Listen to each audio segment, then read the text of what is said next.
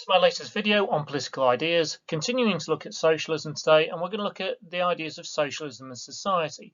So we're going to see a lot of stuff about class and class conflict, and the idea of an equitable, equal society. Now, the key kind of difference really between socialism and liberalism is the way round they see kind of society and the individual. So in liberalism, society is made up of individuals. In socialism, society shapes individuals. And that doesn't mean that it damages socialism's kind of positive view on human nature, as we saw in the last video. But what it does mean is what socialists believe is that people are shaped by the society they grow up in. So that has a really profound effect on people's potential and how they will develop. So the type of society that you grow up in will have an impact. The type of economy that society has will have an impact, and where your position is in that society will have an impact. So if there is inequality, then you will end up with people developing very, very differently. If you have a great deal of equality, then what should happen is that the vast majority of people, or everybody ultimately under socialism, will reach their potential. Where you have that inequality, then the people who are in the top of society will flourish and do very well, but those who are disadvantaged, their potential will be damaged, and they will therefore be less successful. They will achieve less by measures such as education or economic success. So what we've got here is society is absolutely central to the ideas of socialism. So you have to create an equal society to be able to progress as socialists want the world to progress, and they want to see everybody meet their full potential. It's not necessarily the case with liberalism, but with socialism you need that baseline of equality because society shares.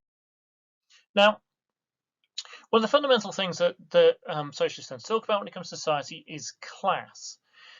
So this is often spoken about in different ways, but essentially it is kind of distinct social groups within society. So you might have someone who would talk about the higher, middle and working classes, or the bourgeoisie and the proletariat. They might talk about blue collar and white collar. And class is linked to your profession, your wealth, your level of education. And essentially it all comes down to upbringing and that this kind of hierarchy in society. So sociologists will look at measures of class, and you might see versions which you've got kind of A1s down through B's and C's and D's, and kind of different stratas of it. Now, reflecting on kind of socialist beliefs on society, is people's position in society in terms of which class they are in will have a real impact on how their chances are. Now, class remains a really key part of some people's identity, but the idea of kind of class as a kind of key recognized factor in society has probably really rather changed over time, and socialism really has developed with that. So they disagree over the kind of implications of this kind of class distinction, and so early socialism, particularly kind of the kind of revolutionary socialism, stuff like Marxism, talks about the need to completely destroy all class division, whilst social democracy in the third way, the more modern forms of socialism, will talk about so class divisions a lot less, and we'll just see the idea of a fairer society, and these divisions may be narrowing or being removed in a kind of peaceful way rather than a revolution. So the examples we see with class is often something that you'll have seen people talk about a lot more in the past, and there's an image above of the very famous comedy sketch where this was kind of discussed, which would have really hit home at the time because class was something people were really conscious of. Now, socialists talk about class struggle, in particular if you're looking at the writings of the likes of Marx, the actions of the likes of Lenin. So they talk about class struggle. Now, what traditional socialist ideas talk about is the idea that the higher classes are exploiting the lower classes for their labor, and they never see their true benefits on it. And so what happens is the divide between rich and poor grows even more. And this is particularly going to be the case with industrial societies. Now, what Marx talked about was then eventually what the working class will become is what he termed class conscious, and they will start to realize the unfairness of the situation, how badly they're being exploited, and they will rise up and they will overthrow those who are exploiting them. And so you will see a socialist revolution. And therefore, where you are in terms of the evolution of socialism will very much depend then on class struggle. If the class struggle has happened, then essentially you'll have a society, a utopian society, according to writers like Marx, where you have no division and everybody is equal. There is a slightly tricky situation where countries that have gone through this find themselves in is well, what do you do with the people at the top once you've had your revolution from below? And we have seen some rather extreme cases of what's happened in that. So your revolutionary socialists talk about completely smashing the class system through revolution. Democratic socialists focus very much on class politics. So, for example, if we look at the Labour Party in the 1940s, 50s, 60s, into the 70s, and they would largely focus or see themselves as a working class party. They'd focus on workers' rights. They'd focus on redistribution of wealth, and as again positioning themselves as the workers' party as opposed to the Conservatives, who they would say would represent the middle and upper classes. Now, class politics is probably fading. One of the reasons why it does is the shift in socialism itself. So Social Democrats, a more modern version of, for example, the Labour Party, didn't seek just to win working class votes. They sought to win the votes of the middle and upper classes. And Blair's governments are probably one of the best examples of this. So far less of a focus on them as a working class party and the struggle against those who are exploiting them, and more a kind of an approach which sees a narrowing or smoothing out of those class divisions. So socialism has developed over time. Right, another key aspect of society for socialists, and it underpins a lot of what I've been talking about, is this idea of social justice and equality of outcome. Now, according to socialists, when liberals talk about equality, what they talk about is just not enough.